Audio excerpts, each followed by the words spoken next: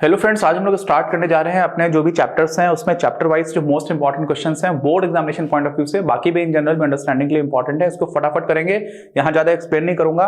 बहुत सारे क्वेश्चंस जो इंग्लिश में लिखे हुए हैं, लेकिन मैं हिंदी के जो भी इंपॉर्टेंट टर्म्स हैं उनके साथ में एक्सप्लेन कर दूंगा। तो हिंदी माध्यम और इंग्लिश मीडियम दोनों ही लैंग्वेजेस में पढ़ने वाले जो बच्चे हैं, स्टूडेंट्स हैं, वो सारे लोग इसको समझ सकते हैं। इंपॉर्टेंट क्वेश्चंस को डिस्कस करना है और बहुत ही ब्रीफ में मैं यहाँ पर बताऊंगा। जैसे नॉर्मल लेक्चर्स में सारी चीजों को डिटेल में बता रहा हूं, वैसे नहीं बताऊंगा। तो ठीक है, स्टार्ट करते हैं। बोर्ड एग्जाम से पहले इस तरह के वीडियोस काफी हेल्पफुल रहेंगे, आप ही लोगों की डिमांड पर ही हम लोग ये वीडियोस बना रहे हैं। तो देखिए, अपना जो पहला चैप्टर है मैक्रो इकोनॉमिक्स का परिचय, इसमें काफी छोटा चैप्टर है, ज्यादा क्वेश्चंस नहीं बनते हैं, बट जो भी बनते हैं उसको देख लेते हैं, फिर एक एक चैप्टर्स को हम लोग करते चले जाएंगे आगे आगे। तो पहला तो क्वेश्चन क्या है कि growth of resources in economy shown in PP by. PP का मतलब क्या होता है? Production possibility frontier. याद है हम लोग कुछ इस तरह का बनाया करते थे जिसको हम लोग बोलते थे सीमांत उत्पादन संभावना। ऐसे यहां पर कोई एक वस्तु होती थी, यहां पर कोई दूसरी वस्तु होती थी। जैसे यहां पर हम लोगों ने गेहूं और कपास का लेकर के उदाहरण बनाया था, जो वीडियो बनाया था अपना, उसमें गेहूं और कपास बनाया हुआ था। ठीक है, तो एक तरफ व्हीट है और एक तरफ क्या है आपका कॉटन। तो अब होता क्या है कि आप जब अपनी इकोनॉमी के सारे रिसोर्सेज का बेस्ट यूटिलाइजेशन कर रहे होते हो, तो जिस मैक्सिमम प्रोडक्शन को आप बना सकते हो, ये क्या है? ये infinite combinations of X and Y है। यहां पर मान लीजिए कुछ आपका जो एक्स है वो मान लीजिए 10 है और वाई जो है वो आपको मान लीजिए 15 है। यहां पर क्या हो जाएगा? यहां पर x थोड़ा बढ़ जाएगा, मान लीजिए 12 है, और जो आपका y है वो घट करके हो गया 11। तो इस तरह के बहुत सारे कॉम्बिनेशंस बनेंगे। ये कब बन रहे होते हैं? जब हम लोग सारे रिसोर्सेज का यूटिलाइजेशन कर रहे होते हैं, है ना। तो यहां पर लिखा क्या हुआ है कि अगर आपके रिसोर्सेज बढ़ जाए तो कैसे दिखाओगे? जब रिसोर्सेज बढ़ जाएंगे तो आप ज्यादा चीजें बना ले जाओगे। तो अगर ज्यादा बना ले जाओगे तो आपका जो पीपीएफ है वो राइट वर्ड शिफ्ट हो जाएगा, दाहिनी ओर शिफ्ट हो जाएगा। ठीक, तो इसमें क्या आ जाएगा? राइट वर्ड शिफ्ट, ये बता पाएगी। ठीक है, यही इसका उदाहरण उत्तर भी है। हिंदी में हम लोग कैसे लिखेंगे? किसी अर्थव्यवस्था में संसाधनों की अधिकता को सीमांत उत्पादन संभावना में प्रदर्शित किया जाता है। कैसे? दाईं ओर शिफ्ट से। ये इसका ठीक उत्तर हो जाएगा। ठीक, अच्छा, दूसरा प्रश्न क्या है? What is another name of opportunity cost in economics? तो opportunity cost क्या होती है? अवसर लागत होती है। अवसर लागत क्या होती है? आप कोई भी काम कर रहे हो, मैं यहां पर पढ़ा रहा हूं, तो मेरा यही समय बहुत सारे कई अन्य तरीकों से भी यूटिलाइज किया जा सकता था। मैं मूवी देख सकता था, मैं क्रिकेट खेल सकता था, कुछ और पढ़ा सकता था, कुछ और पढ़ सकता था, कोई कुछ भी कर सकता था। तो ऐसे में क्या होता है कि बहुत सारी ऑप्शंस मेरे पास हैं, बहुत सारी अपॉर्चुनिटीज हैं। अब उसमें से जो अपॉर्चुनिटी कॉस्ट होती है उसको हम लोग हिंदी में बोलते हैं अवसर लागत। तो अवसर लागत होती है कि मेरे पास जो सेकेंड बेस्ट ऑल्टरनेटिव अवेलेबल है। मान लीजिए मुझे पढ़ाना पसंद है और आप लोगों के साथ में काम करना भी पसंद है, लेकिन मुझे क्रिकेट खेलना भी बहुत पसंद है, तो मैं अभी क्रिकेट नहीं खेल रहा हूं। तो इस समय की जो अवसर लागत होगी मेरे लिए, वो क्रिकेट नहीं खेलना होगी। क्यों? क्योंकि उसको छोड़कर के बाकी चीजें भी कर सकता हूं, लेकिन अगर ये नहीं कर रहा होता तो फिर क्रिकेट खेल रहा होता। तो जो नहीं कर रहे हो अब वो कर रहे हो, उसको बोलते हैं हम लोग अवसर लागत। ऐसे ही मान लीजिए मुझे नौकरी मिली कहीं पर, एक जगह मुझे 20,000 की नौकरी मिल रही है और एक जगह 25,000 की मिल रही है। सेम काम है, सब कुछ सेम है, बट सैलरी का डिफरेंस है। तो ऑब्वियसली मैं 25,000 वाली नौकरी करने लगूंगा। तो उस समय पर जब मैंने 20,000 वाली नौकरी छोड़ी, क्यों? क्योंकि मेरे पास वो सेकंड बेस्ट अल्टरनेटिव था। तो जो बेस्ट अल्टरनेटिव है सेकंड, जिसको मैं छोड़ दे रहा हूं, उसको हम लोग बोल देते हैं क्या? अवसर लागत। ठीक, तो अवसर लागत क्या होती है? एक तरह की समस्या है, और इस समस्या की वजह से ही फिर हमें चॉइसेस लेनी पड़ जाती हैं। तो क्या हो जाता है? ये एक इकोनॉमिक प्रॉब्लम है। ये बाकी क्या क्या लिखा हुआ है? मार्जिनल कॉस्ट नहीं, ये तो सीमांत लागत हो जाती है। टोटल कॉस्ट कुल लागत हो जाती है, और इकोनॉमिक कॉस्ट तो आपकी आर्थिक लागत हो जाती है। इकोनॉमिक कॉस्ट एक्चुअली क्या होता है मालूम है आपको? Financial cost plus opportunity cost. जब हम लोग वित्तीय लागत में अवसर लागत को जोड़ देते हैं तब हमें मिलती है इकोनॉमिक कॉस्ट। ये डायरेक्टली आपके सिलेबस में नहीं है, तो इसको छोड़ दो। ठीक है, तो इस तरह का डायरेक्ट थोड़ा सा क्वेश्चन आ सकता है, लोग इसमें थोड़ा कंफ्यूज हो सकते हैं। आगे बढ़ते हैं। अवसर लागत निम्न में से किसे कहा जा सकता है? तो एक आर्थिक समस्या से इसको रिलेट कर सकते हो आप। ठीक है, ऐसे डायरेक्टली एक आर्थिक समस्या है, क्योंकि आर्थिक समस्या का मतलब क्या हुआ कि आप एक इंटेलेक्चुअली आप रिकॉग्नाइज कर रहे हो कि ये एक इकोनॉमिक प्रॉब्लम है, इसका कैसे सॉल्यूशंस हम लोग बेटर सॉल्यूशंस लेकर के आ सकते हैं, और कैसे इकोनॉमिक डिसीजंस लिए आते हैं। इन सारी चीजों को हम लोग देखना स्टार्ट करते हैं। अच्छा, अगला प्रश्न क्या है? In the given figure the movement on the production possibility curve from point A two point be source. अब देखो ये क्या है? आपका सीमांत उत्पादन संभावना वक्र है। इसमें आप ए से जब बी पर जा रहे हो तो क्या हो रहा है? अभी तो मैंने आपको करके दिखाया था।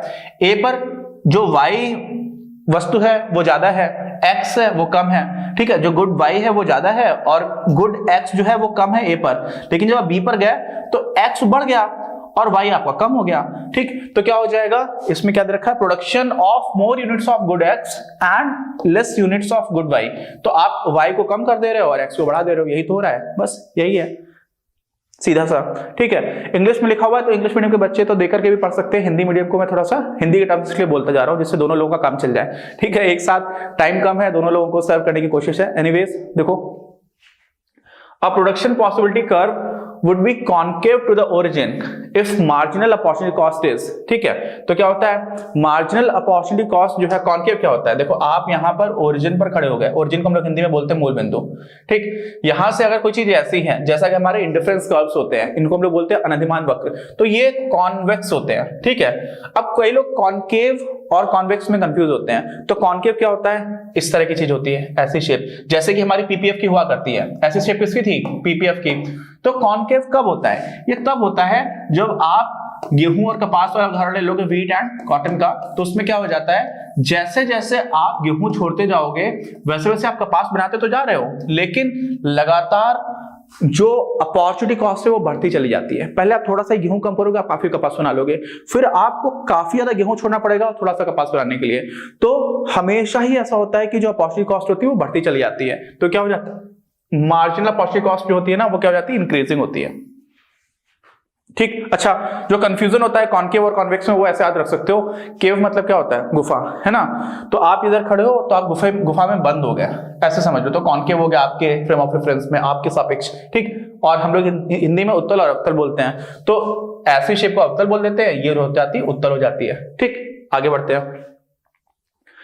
In the given figure x1 y1 and x2, अच्छा ठीक है, इसमें क्या है देखो मैं समझा देता हूं, ये जो लिखा हुआ है वो इंग्लिश मीडियम के बच्चे पढ़ लेना, हिंदी वालों को समझा दे रहा हूं। ये दो आपके वही सीमांत उत्पादन संभावना वक्र हैं, जिसमें P1 और P2 ये वो संभावनाएं हैं जिनको उत्पन्न किया जा सकता है अगर सारे संसाधनों का किसी गिवन पॉइंट ऑफ टाइम पर ठीक से यूटिलाइजेशन हो। यही तो होता है ना, सीमांत उत्पादन संभावना होती है वो, आप वो कर सकते हो, वो सीमांत है, उससे ज्यादा नहीं कर सकते।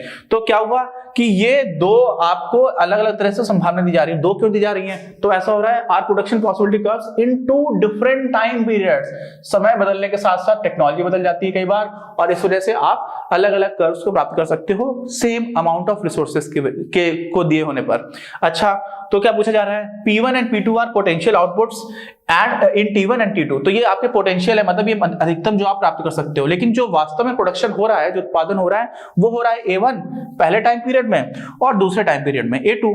अब पहले टाइम पीरियड में A2 हो रहा है, दूसरे में हो रहा है A1 हो रहा है, दूसरे में हो रहा है A2, और अधिकतम क्या हो सकता है पहले टाइम पीरियड में P1 और दूसरे टाइम पीरियड में क्या हो सकता है P2। अच्छा, ये तो मैं जानकारी दी गई। पूछा क्या गया, पूछा गया the change in potential production over the two periods would be represented by a shift from. तो इसका मतलब क्या हुआ कि अधिकतम जो आप पोटेंशियल का मतलब क्या होता है, जो आप अधिकतम कर सकते हो, तो अधिकतम जो चीज की जा सकती है तो उसमें कितना परिवर्तन हुआ। तो अधिकतम तो पहले P1 किया जा सकता था, अब आप P2 कर पा रहे हो, तो जो परिवर्तन हुआ वो क्या हुआ, P1 से P2। ये जो परिवर्तन है वो दिखाएगा कि पोटेंशियल चेंज मैक्सिमम, ये जो पोटेंशियल है उसमें कितना चेंज हो रहा है। तो कितना चेंज हो रहा है P1 से P2, तो ये आपका हो जाएगा P1 टू P2। क्या लिखा हुआ है, the change in potential production, potential production में कितना चेंज हो रहा है, जो अधिकतम उत्पादन है उसमें कितना परिवर्तन हो रहा है, वो ये हो जाएगा over the two periods will be represented by a shift from P1 to P2, ठीक। अच्छा, the central problem in market economy is solve by, market economy क्या होता है, जहां पर मार्केट फोर्सेस काम करते हैं, मार्केट मैकेनिज्म लगती है, बाजार अर्थव्यवस्था में जो केंद्रीय समस्या है उसका निराकरण कैसे होता है, बाजारी शक्तियों के द्वारा। तो जो बाजार की क्रियाविधि होती है उसके द्वारा तो होता ही है। इसमें क्या क्या ऑप्शन दे रखा है, डिमांड फॉर गुड्स, नहीं ये तो ये कोई सॉल्यूशन थोड़ी है, ये तो एक मतलब इससे तो कुछ भी नहीं होगा। डिमांड फॉर गुड्स जो है वो एक फोर्स है, एक फैक्टर है जिससे कि प्राइस डिटरमिन होगा, कीमत का निर्धारण होगा। सप्लाई ऑफ गुड्स, इससे भी फर्क नहीं पड़ेगा। प्लानिंग अथॉरिटी, तो प्लानिंग अथॉरिटी तो डिसाइड करती नहीं है, प्लानिंग अथॉरिटी तो किसमें डिसाइड करती है, जो केंद्रीय योजनाबद्ध अर्थव्यवस्थाएं होती हैं, जो सेंट्रली प्लान्ड इकोनॉमीज होती है, वहां पर कोई प्लानिंग अथॉरिटी होती है। तो यहां पर क्या हो जाएगा, मार्केट मैकेनिज्म, यही आपका आंसर हो जाएगा, ठीक, यही है। अभी आगे क्या है, is the subject of the jute industry studied in macro economy. तो मैक्रो इकोनॉमी में तो हम लोग सारे क्षेत्रों को एक साथ मिला करके पढ़ते हैं, किसी एक इंडस्ट्री स्पेसिफिक या किसी एक इंडिविजुअल की बात, या किसी एक इंडस्ट्री में सप्लाई, या किसी एक इंडस्ट्री में डिमांड, या किसी एक इंडस्ट्री के प्राइसेस को कहां पे पढ़ते हैं, माइक्रो इकोनॉमिक्स में, वेस्टर्न शास्त्र में। तो ये हो जाएगा आपका फॉल्स, गलत वाक्य है कि जूट इंडस्ट्री को आप किसमें पढ़ते हो, व्यष्टि अर्थशास्त्र में, समष्टि में? तो व्यष्टि में पढ़ते हैं, यहाँ पे लिखा हुआ है समष्टि में पढ़ते हैं क्या, तो गलत हो गया। आगे क्या है, what are the 3 central problems of an economy, किसी भी अर्थव्यवस्था की 3 केंद्रीय समस्याएं क्या होती हैं? पहली होती है व्हाट टू प्रोड्यूस, क्या बनाया जाए, दूसरा हाउ टू प्रोड्यूस, कैसे बनाया जाए, और तीसरा जो बना दिया उसको कैसे बांटा जाए, ठीक है, डिस्ट्रीब्यूशन कैसे हो, ठीक है, किन किन के बीच में डिस्ट्रीब्यूट किया जाए। तो ये 3 प्रॉब्लम्स होती हैं जिसको मैंने बहुत ही डिटेल में बहुत अच्छे से वीडियोस में एक्सप्लेन किया हुआ है, आप देखिएगा। What to produce, how to produce, for whom to produce, ठीक हो गया। Give 2 examples of micro and macro economy. Micro में क्या होता है यार, क्या क्या पढ़ते हैं ऐसा समझ लो आप। और अगर आप अर्थव्यवस्था की बात करो कि माइक्रो इकोनॉमी क्या हो गया, तो एक इंडिविजुअल कंज्यूमर है, एक अकेला उपभोक्ता है, उसके लिए जो आप हम लोग बनाते थे ना इष्टतम बंडल जिसको बोलते थे, ऑप्टिमम बंडल, तो वो पता करना माइक्रो इकोनॉमिक में आ जाएगा, ठीक। ऐसी कोई इंडस्ट्री है, जूट इंडस्ट्री का उदाहरण था, वो माइक्रो इकोनॉमी में आ गया। मैक्रो इकोनॉमी में क्या है, ओवरऑल जीडीपी ग्रोथ रेट, ठीक, कि आपके जो सकल घरेलू उत्पाद है उसमें क्या विकास दर चल रही है, बेरोजगारी की दर क्या है, अनएम्प्लॉयमेंट रेट, ये हो गया, महंगाई हो गई, इन्फ्लेशन, तो ये सारी चीजें हो गई। क्या क्या है, तो 2 एग्जांपल्स ऑफ माइक्रो इकोनॉमी और individual supply and individual demand, ठीक है, किसी एक इंडस्ट्री में क्या सप्लाई है क्या डिमांड है, और एग्रीगेट यानी कि पूरी अर्थव्यवस्था में कुल सप्लाई कितनी है, तो उसको बोल देते हैं सकल आपूर्ति, और सकल मांग जो हो जाती है, कुल मांग, उसको हम लोग क्या बोल देते हैं, एग्रीगेट डिमांड। तो ऐसे भी लिख सकते हो, कुछ भी लिख सकते हो इसमें, आप समझ लो ना, सिर्फ यही लिखना जरूरी नहीं, जो मैंने आपको बताया आप वो भी लिख सकते हो कि इसमें हम लोग किस किस चीजों को देख रहे हैं। अच्छा, डिफाइन स्कैर्सिटी। स्कैर्सिटी का मतलब होता है क्या, कमी। कमी का सिर्फ इतना मतलब है भाई कि किसी भी समाज में जितनी वस्तुओं की आवश्यकता है उतनी वस्तुएं मौजूद नहीं होती, जितने रिसोर्सेज की आवश्यकता है उतने रिसोर्सेज नहीं होते। क्यों? क्योंकि इच्छाएं अनंत हैं। तो बस यही आपकी स्कैर्सिटी है। Scarcity refers to the deficit of resources as compare to the demand. जितने रिसोर्सेज की, जितने स्रोतों की आवश्यकता है उतने है नहीं, जितने संसाधनों की आवश्यकता है, जितने की मांग है, जितने की मांग है उतने है नहीं। आप मांगते बहुत कुछ हो, है ना, सारे लोग ही मांगते हैं। अगला प्रश्न क्या है, identify and discuss the nature of The following newspaper reports in terms of positive and normative economic analysis। ये थोड़ा सा इंटरेस्टिंग प्रश्न है, ज्यादा प्रश्न ऐसे नहीं आएंगे। क्या बोला गया है, वास्तविक अर्थव्यवस्था, अर्थशास्त्र और आदर्शात्मक अर्थशास्त्र हिंदी में बोलते हैं। पॉजिटिव को बोलते हैं वास्तविक और नॉर्मेटिव को बोलते हैं आदर्शात्मक। हिंदी में बहुत आसान हो जाता है, नॉर्मेटिव मतलब आदर्शात्मक। तो आप एक आदर्श बना करके जब चीजों में कंपेयर करके सजेस्ट करते हो कि क्या होना चाहिए। आदर्श का मतलब क्या होता है, जैसे हमारे देश में हमारे संविधान ने बहुत सारे आदर्श स्थापित करता है कि हमारे देश में ये चीज होनी चाहिए, धर्मनिरपेक्षता होनी चाहिए, बराबरी होनी चाहिए, है ना। तो वो जो होना चाहिए ये बताता है हमारी नॉर्मेटिव यानी कि आदर्शात्मक अर्थशास्त्र में हम लोग ये सारी बातें करते हैं। पॉजिटिव में क्या होता है कि जो है वो बताओ क्या है, जैसा है वो क्या है, उसकी बात करते हैं। तो यहां पर क्या हुआ है, न्यूज़पेपर में कुछ कुछ लिखा हुआ है, हमें बताना है कि नॉर्मेटिव कौन सा है और पॉजिटिव कौन सा है। तो पहला क्या लिखा हुआ है, India jumped 23 points in the world bank's ease of doing business index to 77th place, highest in 2 years। तो ऐसा बोला जा रहा है कि भारत का जो विश्व में व्यवसाय करने में आसानी वाली जो सूची बनाई जाती है ना, world ease of doing business एक इंडेक्स होती है जिसमें ये बताया जाता है कि किस किस देश में व्यवसाय करना कितना आसान है। तो उसमें भारत का 77वां स्थान हो गया और बहुत ज्यादा जंप भारत ने की है। तो हो गया, यहाँ पे कुछ सजेस्ट तो किया नहीं जा रहा, तो ये क्या हो जाएगा, वास्तविक अर्थशास्त्र के अंतर्गत आएगा, पॉजिटिव इकोनॉमिक्स के अंतर्गत हम लोग इसको पढ़ेंगे। दूसरा क्या है, government should further liberalise the business rules. तो ये कहा जा रहा है कि सरकार को और भी ज्यादा जो भी व्यवसाय से संबंधित नियम है उनको थोड़ा और ढीला कर देना चाहिए, उनको थोड़ा और उदारवादी बना देना चाहिए। तो ये किया जाए, तो कर देना चाहिए आ रहा है ना, तो हमेशा चाहिए वाली बात नहीं होती, बट ज्यादातर में आपको समझ के देख करके समझ में आ जाएगा। तो यहाँ पर एक सजेशन है और एक आदर्शात्मक स्थिति की तरफ जाने की बात है, इसलिए इसको हम लोग पढ़ेंगे किसमें, नॉर्मेटिव इकोनॉमिक्स में। किसमें पढ़ेंगे, नॉर्मेटिव, ठीक है। तो ये दोनों का पहलू है, इस पर भी कभी क्वेश्चन आ जाता है कि पॉजिटिव और नॉर्मेटिव में क्या डिफरेंस है, वास्तविक और आदर्शात्मक में क्या डिफरेंस है, ये वही सारी चीज दे रखी है। हाँ, दोनों सेंटेंसेस अपने ठीक थे। इसमें लिखा हुआ नॉर्मेटिव को हम लोग बोलते हैं ऑट टू बी, जो किया जाना चाहिए, है ना, ठीक। अच्छा, मार्केट क्या है, मार्केट कोई भी ऐसी जगह है जहां पर उत्पादनकर्ता उपभोगकर्ता से मिलता है और आपस में जो लेन देन है वो करते हैं, ठीक है, एक्सचेंज कर पाते हैं, फ्रीली करते हैं बिना किसी विरोध के, गतिरोध के, ठीक। अच्छा, तो क्या हो गया, अब market is a set of arrangements where economic agents can freely exchange their commodities और प्रोडक्ट्स विद ईच अदर, आपस में एक दूसरे से वस्तुओं का आदान प्रदान बिना किसी रुकावट के कर सकते हैं, ठीक, ऐसा ये हो गया।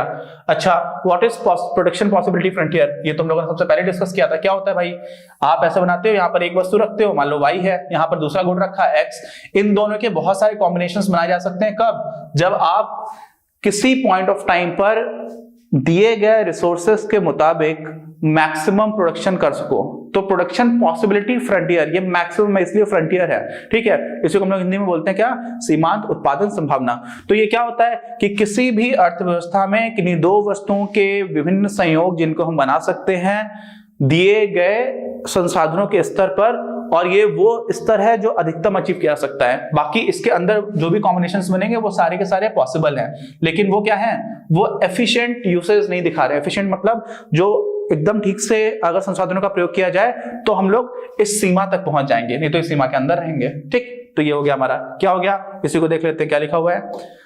Production possibility frontier is the curve that depicts the maximum output possibility for two combination goods that are produced when the resources are fixed at a given period of time, ठीक है। जब किसी भी दिए given period of time का मतलब किसी point of time पर, जैसे जून 2020 में किसी गांव में इतने रिसोर्सेस हैं, तो अब आप मैक्सिमम कितना प्रोड्यूस कर सकते हो उसकी बात होती है, ठीक। अच्छा, आगे बढ़ते हैं। Define the marginal rate of transformation, आप समझ लो ट्रांसफॉर्मेशन का मतलब समझते हैं, एक चीज से दूसरी चीज में जब बदलाव हो रहा होता है तो उसको बोलते हैं ट्रांसफॉर्मेशन।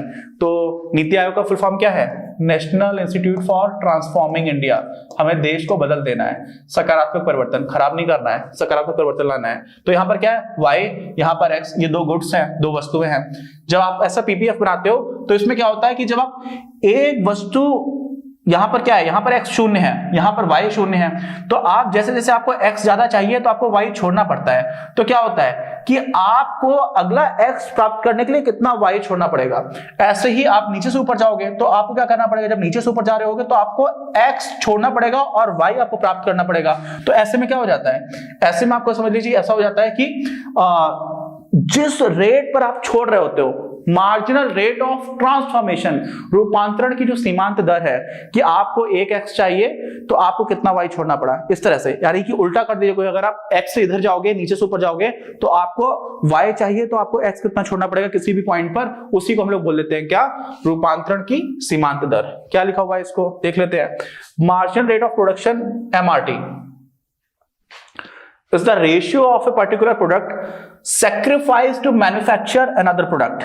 आप एक वस्तु की वो मात्रा जिसको आप छोड़ देते हो, क्यों, जिससे कि दूसरी वस्तु बनाई जा सके, तो उसी का जो अनुपात निकल करके आता था delta Y upon delta X. जैसे मान लीजिए मैं यहीं पर आपको बना करके दिखा देता हूं, यहां पर ऐसा आपका पीपीएफ था, इस पॉइंट पर आपको निकालना है, तो आप इसी पर जो टेंजेंट निकालोगे, इस टेंजेंट का जो स्लोप होगा वो कैसे निकालते हैं, हम लोग निकालते हैं डिफरेंशिएशन से, वो इसके एमआरटी को बता देगा, ठीक। एमआरटी मतलब रूपांतरण की सीमांत दर। फिर क्या हुआ, what is the opportunity cost, ये मैंने आपको ऑलरेडी समझाई थी इस वीडियो में। अवसर लागत क्या होती है, जो आपके पास दूसरा सर्वश्रेष्ठ विकल्प मौजूद होता है और उस विकल्प को आप प्रयोग नहीं कर रहे होते हो, तो उस विकल्प को प्रयोग करने से जो भी आपको मिलने वाला लाभ था, आपकी वही अपॉर्चुनिटी कॉस्ट हो गई, ठीक। जैसे वही नौकरी वाला मैंने उदाहरण दिया हुआ था कि मुझे 25,000 की भी नौकरी मिल रही है, 20,000 की भी मिल रही है, तो 25,000 की जब मैं नौकरी कर रहा हूं तो वास्तव में एक चीज को छोड़ रहा हूं ना, तो वो जो छोड़ रहा हूं, जो इसके बाद दूसरा सबसे अच्छा विकल्प है, उसको छोड़ने की ही जो लागत होती है उसी को हम लोग बोलते हैं opportunity cost. Opportunity cost is the next best alternative foregone. Foregone मतलब जिसको छोड़ दिया गया, तो जो नेक्स्ट बेस्ट अल्टरनेटिव को आप छोड़ देते हो उसी को हम लोग बोल देते हैं क्या, अपॉर्चुनिटी कॉस्ट, अवसर लागत बोलते हैं इसको हिंदी में। What do you mean by economising of resources, तो इसका मतलब इकोनॉमी मतलब होता है इकोनॉमिकल यूसेज कर लो, आप सारे संसाधनों का जितना अच्छा प्रयोग कर पाओगे उसी को बोल देते हैं। मतलब the efficient utilization of all the available resources is called economizing, sorry थोड़ा सा प्रोनाउंसिएशन को लेकर के इकोनॉमाइजिंग भी बोल सकते हैं। देखो कुछ लोग बोलते हैं क्या, इकोनॉमी बोलते हैं और कुछ लोग इकोनॉमी बोलते हैं, ठीक है। तो इस वजह से ही थोड़ा दोनों तरफ से प्रोनाउंसिएशन, इकोनॉमी भी बोल सकते हो, इकोनॉमी भी बोल सकते हो, दोनों लोग अलग अलग तरह से बोलते हैं, कोई फर्क नहीं पड़ता। आगे बढ़ते हैं। अच्छा, इसको लिखा क्या था? Economising means making the best of available resources, वही अपने रिसोर्सेस का सबसे अच्छा प्रयोग करो, उसी को हम लोग इकोनॉमाइजिंग बोल देंगे। तो इसको हिंदी में क्या बोलेंगे इकोनॉमाइजिंग को? तो संसाधनों का सर्वाधिक अच्छा प्रयोग करना ही बोलते हैं, लेकिन इस टर्म को क्या बोलेंगे मुझे नहीं पता। एनीवेज आगे बढ़ जाते हैं, ठीक है। Define normative economics. Normative economics में क्या होता है? ऑट टू बी, जो किया जाना चाहिए, सजेशन देती है, ठीक है। ये बोलती है कि बहुत सारे अल्टरनेटिव्स मौजूद हैं और उन अल्टरनेटिव्स में, उन विकल्पों में से सबसे अच्छा विकल्प कौन सा है, तो इस तरह का सजेशन आ रहा होता है। इसको हम लोग बोल देते हैं नॉर्मेटिव इकोनॉमिक्स। हिंदी में क्या बोल देते हैं इसको? आदर्शात्मक।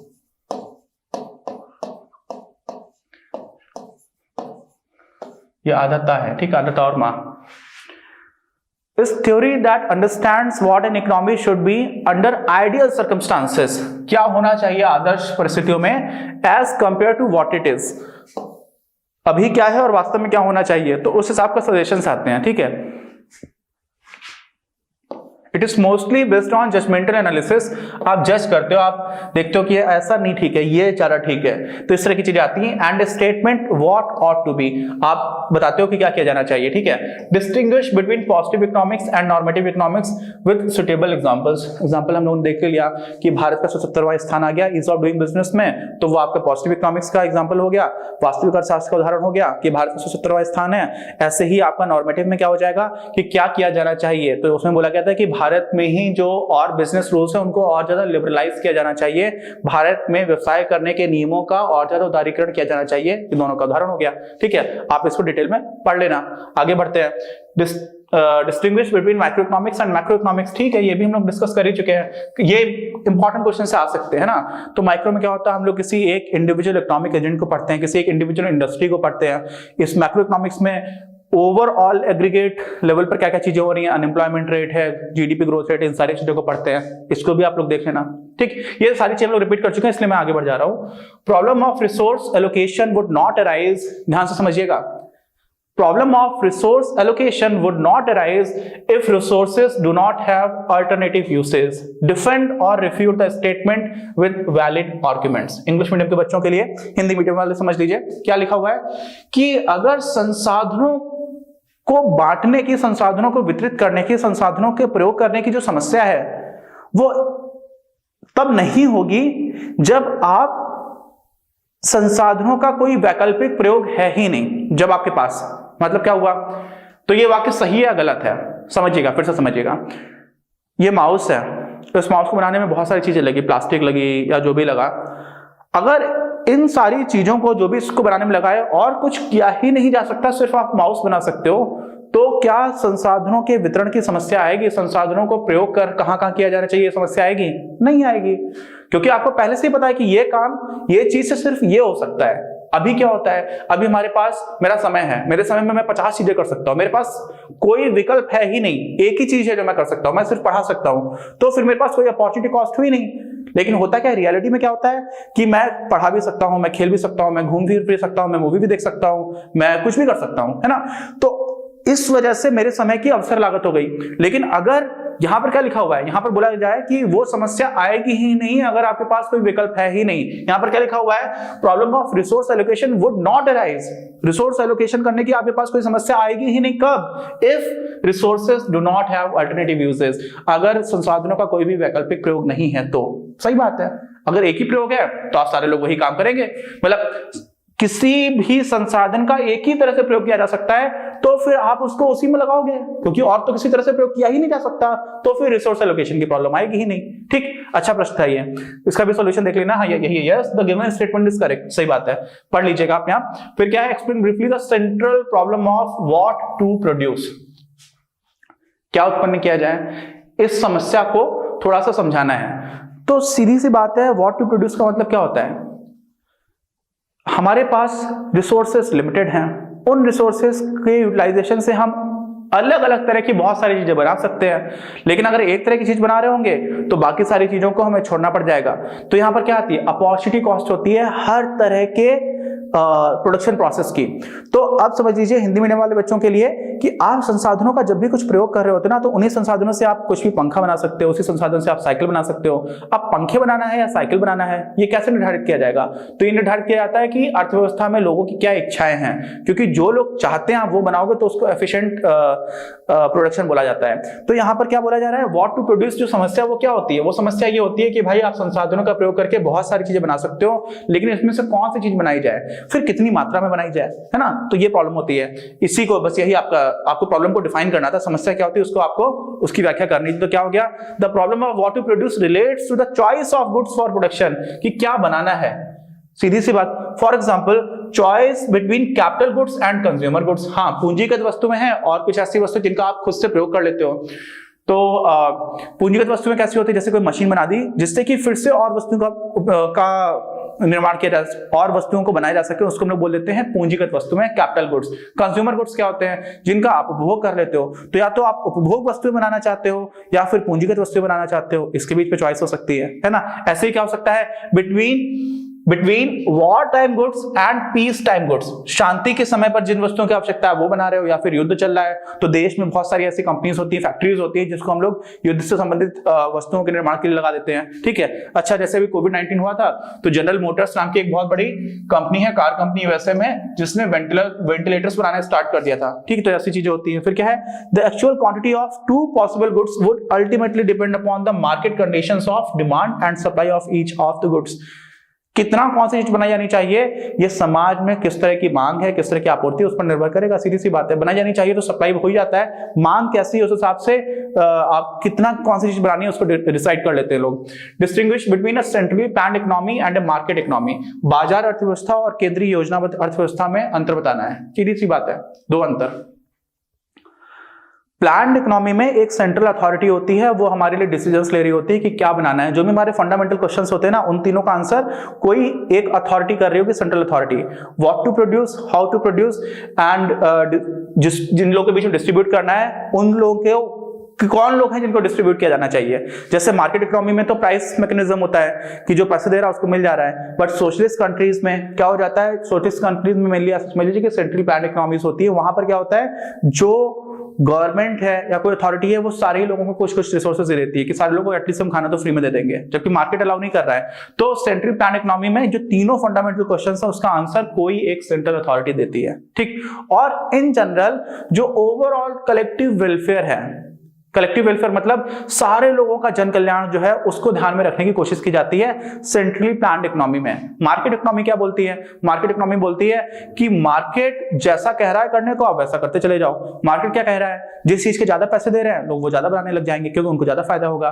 तो जो प्राइस है वो खुद से ही किस चीज की मांग है इसको बहुत अच्छे से बता लेता है। तो मार्केट इकोनॉमी में ये सारी चीजें हो रही होती है, मार्केट फोर्सेस काम करते हैं। ठीक, आगे बात समझ में, तो यही मेन डिफरेंस है। क्या है, in a centrally planned economy, all important decisions regarding production, exchange and consumption of goods and services are made by the government।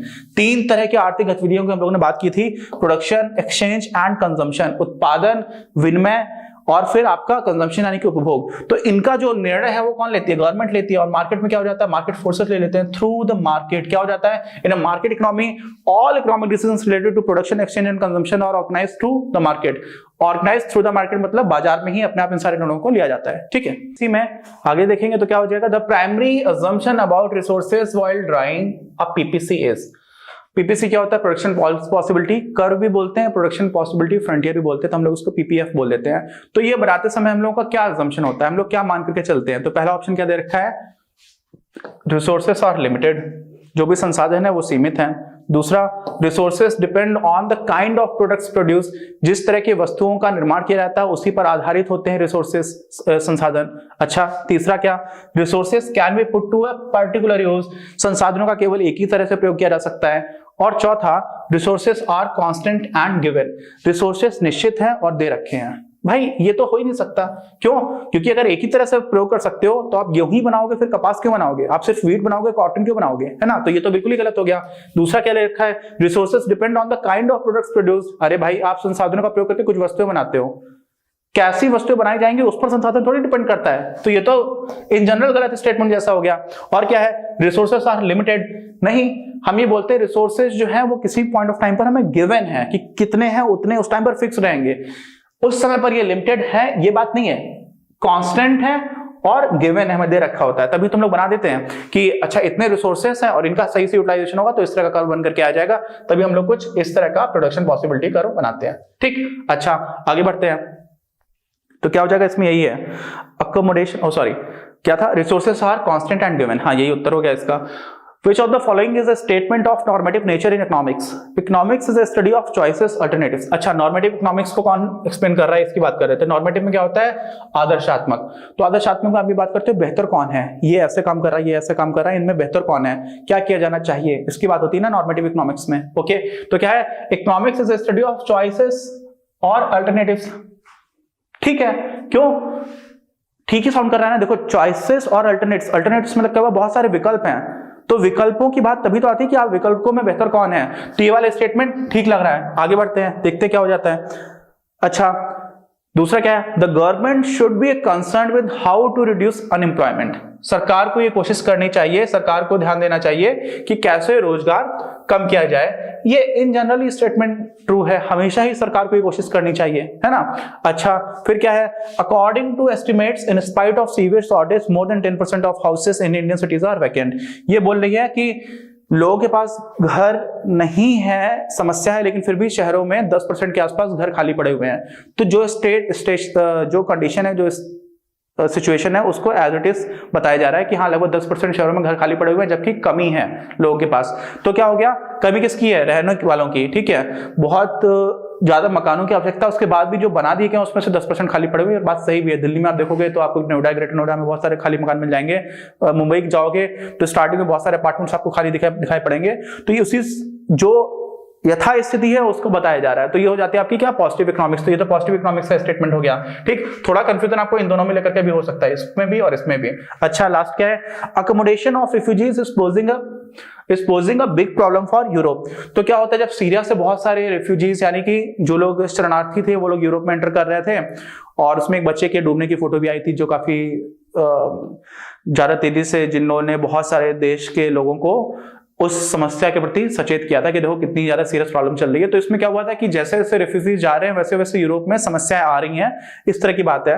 ठीक है, का खतरा बन रहा है, ऐसा बोला जा रहा है। तो ये भी ठीक है, एक तरह का सीधा सीधा स्टेटमेंट है।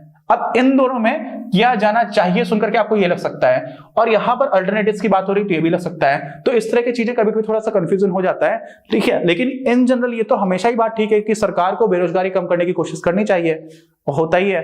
और दूसरी बात क्या है, इकोनॉमिक्स जो है वो चॉइसेस और अल्टरनेटिव्स की स्टडी है। ये वास्तव में फंडामेंटल बात होती है नॉर्मेटिव इकोनॉमिक्स में। क्यों? क्योंकि तभी तो आप विकल्पों के बीच में कंपेयर कर पा रहे हो। तो यहाँ पर उत्तर जो है वो ये होना चाहिए मेरे हिसाब से। बाकी इन दोनों में थोड़ा थोड़ा कंफ्यूजन हो सकता है, कुछ लोग रहें, लेकिन फिर भी ये फंडामेंटल बात है तो नॉर्मेटिव इकोनॉमिक्स में हो जाना चाहिए। लोग इसको पढ़ करके ये सोच लेते हैं कि what should be done, what ought to be done, क्या किया जाना चाहिए। अगर ऐसा लिखा हुआ है तो नॉर्मेटिव है, हमेशा जरूरी नहीं, क्योंकि ये तो फंडामेंटल बात होगी ना, ये तो एकदम मूलभूत बात निकल करके आ गई। ठीक, अच्छा इकोनॉमिक्स स्टडी ये तो मैंने ही बताया हुआ है, तो मतलब मेरे हिसाब से चॉइसेस और अल्टरनेटिव्स का स्टडी है, इसलिए फर्स्ट स्टेटमेंट ही ठीक होना चाहिए। फिर क्या जाता है, what does the opportunity cost mean, explain with the numerical example.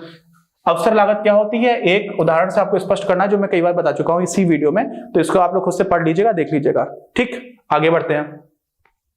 Difference between the planned economy and market economy, ये भी मैंने आपको बता दिया कि प्लान्ड इकोनॉमी क्या होता है, योजनाबद्ध अर्थव्यवस्था, और बाजार अर्थव्यवस्था में क्या क्या अंतर होता है, ये भी आपको बता दिया। इसको भी आप देख लीजिएगा। ठीक है, जो इंग्लिश मीडियम के बच्चे हैं वो देख लीजिएगा, हिंदी मीडियम के लिए मैंने बता दिया है। और क्या हुआ, explain the central problem of the choices of products to be produced. ठीक है, एक मिनट, इससे पहले मैं बता रहा था कि यहाँ पर जो चीजें लिखी हुई हैं वही सारी चीजें हमने हिंदी मीडियम के बच्चों के लिए नोट्स बना करके ऑलरेडी दे रखा है। जिन्होंने भी हम लोग का पैकेज परचेस किया हुआ है उन सारे बच्चों को नोट्स दे रखे हैं, तो उनके लिए ऑलरेडी रेडी है। इसलिए भी मैंने यहाँ पर हिंदी में नहीं लिखा, क्योंकि आपके पास नोट्स में तो सारी चीजें लिखी हुई है, एक बार जल्दी जल्दी रिविजन हो जाए तो आप उसको देख सकते हो। ठीक है, एनीवेज क्या लिखा हुआ था, explain the central problem of the choices of products to be produced.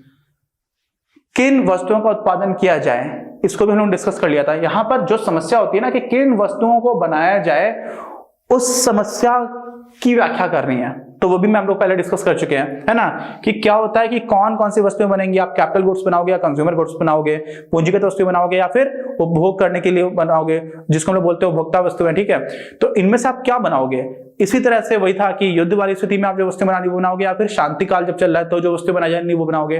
तो क्या बनाओगे, इसका प्रश्न का संख्या क्या आता है, वही जो पहला प्रश्न होता है ना, व्हाट टू प्रोड्यूस, ये पहला प्रश्न होता है, इसी को आप एक्सप्लेन कर रहे हो। तो ये भी इंग्लिश में बच्चों के लिए लिखा हुआ, हिंदी में ऑलरेडी हम लोगों ने शेयर कर दिया है। Give 2 examples of micro economic studies. Micro economy में क्या पढ़ते हैं भाई, प्राइसेस पढ़ लेते हो आप, किसी एक पर्टिकुलर इंडस्ट्री में, किसी एक क्षेत्र में जो भी कीमत स्तर है वो कैसे निर्धारित हो रहा है, तो आप ये माइक्रो इकोनॉमिक्स में पढ़ लेते हो। किसी एक इंडिविजुअल कंज्यूमर के पॉइंट ऑफ व्यू से उसका बंडल, ऑप्टिमम बंडल, इष्टतम चयन कैसे करेगा वो अपने बंडल का, वो पढ़ लेते हो, ठीक है। तो इस तरह की चीजें हो जाती है। Demand of a commodity, supply of a commodity, आप ये पढ़ लेते हो। किसी एक वस्तु की सप्लाई कितनी है, किसी एक की डिमांड कितनी है, ये सब पढ़ लेते हो, ठीक है। फिर क्या हुआ, give the meaning of economy. अर्थव्यवस्था क्या होती है? अर्थव्यवस्था एक ऐसा सिस्टम है जिसमें बहुत सारे लोग अपने आजीविका अर्जन कर रहे हैं, अलग अलग तरह की वस्तुओं और सेवाओं को बना करके और आपस में उनका विनिमय कर करके, लेन देन करके। तो 3 बेसिक चीजें होती हैं, प्रोडक्शन, उसके बाद एक्सचेंज और कंजम्पशन। उत्पादन हुआ, विनिमय हुआ और उनका उपभोग हुआ। तो ये गतिविधियां हो रही होती हैं और लोग उससे अपनी आजीविका का अर्जन कर रहे होते हैं। तो इस तरह से आप डिफाइन कर सकते हो। इंग्लिश में कैसे करोगे, an economy is a system in which and by which people get a living, लोगों को आजीविका मिल जाती है टू सेटिस्फाई देयर वांट्स। अब जो भी उनकी इच्छाएं हैं, आवश्यकताएं, उनको पूरा किया जाता है through the process of production, consumption, exchange and investment. Investment actually कुछ नहीं है, फिर से आपके प्रोडक्शन को इंक्रीज कर रहा होता है। तो आप ये जो फंडामेंटल है वो ये 3 ही है आपकी एक्टिविटीज, इकोनॉमिक एक्टिविटीज, ठीक है। तो इसको भी आप लिख दोगे, हिंदी में मैंने ऑलरेडी बता रखा है। Give one example each of microeconomics and macroeconomics, ये भी हम लोग डिस्कस कर ही चुके हैं, ठीक है, कि किसमें क्या क्या पढ़ना आता है। सेंट्रल प्लान इकोनॉमी के क्या फीचर्स हैं ये भी हम लोग बता चुके हैं। क्या होता है कि जो सोशल सारे रिसोर्सेस हैं वहां पर पूरे समाज का वेलफेयर उसको दिमाग में रखा जाता है, और साथ ही में सरकार द्वारा कोई मनोनीत संस्था होती है वो निर्णय ले रही होती है उन तीनों प्रश्नों का उत्तर देने में कि क्या बनाया जाना चाहिए, कितना बनाया जाना चाहिए, और जिसका भी बंटवारा हो रहा है वो कैसे किया जाना चाहिए, जो बन गया है उसका, ठीक है। अच्छा, तो हम लोगों ने बहुत ही जल्दी फटाफट अपने पहले चैप्टर के सारे क्वेश्चंस को बहुत अच्छे से देख लिया। इससे ज्यादा बाहर का कुछ भी नहीं आएगा, थोड़ा बहुत कुछ घुमा फिरा करके आ जाएगा। तो आप अगर आपने वीडियोस ठीक से देखे हुए हैं जो मैंने बनाया हुआ है तो वो मोर देन सफिशिएंट है। बोर्ड के लिए तो हम लोग कभी काम नहीं करते हैं, सिर्फ आपके फंडामेंटल्स इतना स्ट्रॉन्ग करने की कोशिश होती है कि अगर आप आगे कोई कॉम्पिटिशन के एग्जाम्स दे रहे हो, यूपीएससी सिविल सर्विसेज की प्रिपरेशन कर रहे हो, तो आपके फंडामेंटल्स बहुत मजबूत हो चुके हो, ठीक है। ऑल द बेस्ट सारे लोगों को। ये सीरीज जल्दी जल्दी कंप्लीट करने की कोशिश करूंगा जिससे कि ज्यादा से ज्यादा लोगों को बोर्ड एग्जामिनेशन से पहले बेनिफिट मिल सके। मिलते हैं, कोई डाउट हो तो प्लीज कमेंट बॉक्स में लिखकर बताइए। जय हिंद, जय भारत, और गर्दा उड़ा देंगे।